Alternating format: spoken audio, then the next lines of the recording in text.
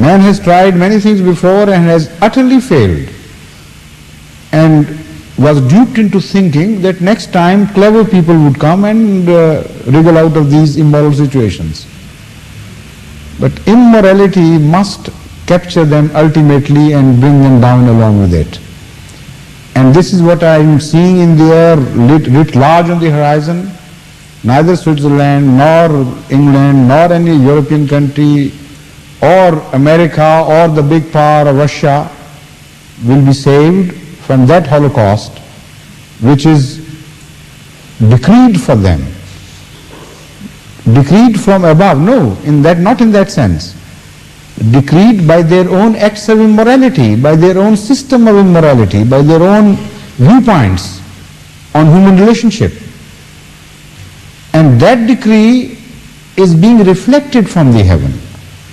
Whatever we do on earth is reflected.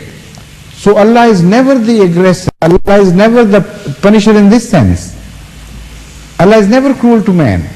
He permits the man to either choose a right way for himself or the wrong way, and once he begins to create his own hell, then Allah would not stand in that way, in the way of the hell.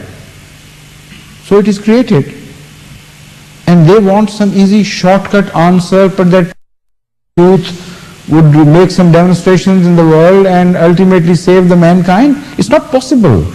It's just a dream. We are realistic people, we know, and this is what we are doing exactly.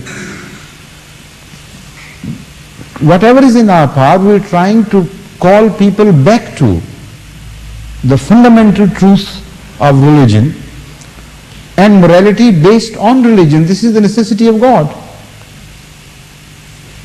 Morality can be discussed outside religion, of course, but that morality would always be relative. In its creation, because the man who would be conceiving the morality would be a child of circumstances and situations, historical situations, political situations, geographical and other situations. And also, another man in a different situation would be conceiving the concept of morality in a different country perhaps. And they cannot tally with each other, it's impossible. So that paradox would cause different views and ultimate clashes. Two different poles would be created. The moment they are short-circuited, you would see hellfire. So this is my answer. Be wise, rise to the occasion and try to understand what we are telling you. Religion is important for your survival. And that religion in particular, which speaks of absolute truths, this is for you to judge whether it is Islam or some other religion. Yes, please, the second question.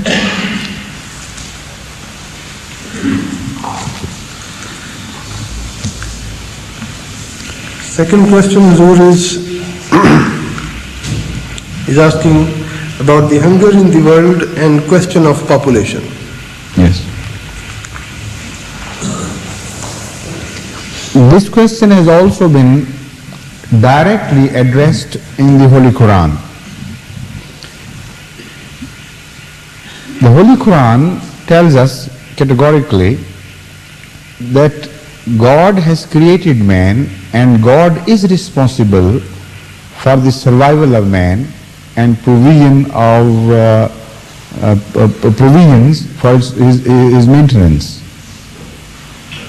Not only that, Allah goes on to describe to many steps further and tries to make us understand that it is the same God who has created animals much less capable of survival than you are. And if myriads of species of animals, and He is responsible for the survival of each of those species, and He has certain laws which are governing the situation in the ecology. So to claim that God has created the system in a manner that the food sources would be left behind and the wheel of human production would move faster, this is a very bad allegation against the planner.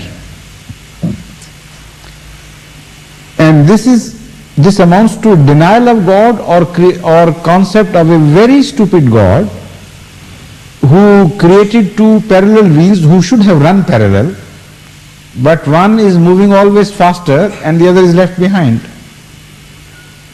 At times there might be something wrong with one wheel and that may cause problems, but there is nothing wrong with the machinery. That is the claim of God. So if that claim is correct and you find imbalance, then search for your own follies and mistakes. What have you done to put some hindrance in the way in the path of one wheel? Or maybe you did not lubricate it enough, or maybe you neglected certain other things, and this is the reason of this imbalance. This is the claim of the Holy Quran. So in principle it prohibits man to go into family planning for the sake of shortage of food. For all other reasons it's permitted. It does not prohibit man to do family planning for any other reason except the reason of food shortage. And that is the only reason being advanced today in the secular world and also in some religious regions, that if you do not see to it, then you will go, you will face famines and things. Again, it's a very important thing. Morality also comes here again. Wisdom and morality, as I have tried to explain earlier, once somewhere, I think here in London too, that in my opinion, and I am saying it after considering it very deeply and widely, ultimate morality and ultimate wisdom are one and the same thing. According to the Holy Quran, it's very clearly mentioned. Those who are absolutely moral, they're absolutely wise. And wherever there is lack of morality, human cleverness and cunningness is short of that level where it can be called wisdom. So there is a differentiation between the two.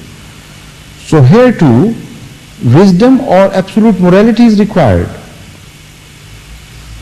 And according to the absolute morality, if some people in a hostile region to you are suffering from drought or famine, you must forget all the differences there.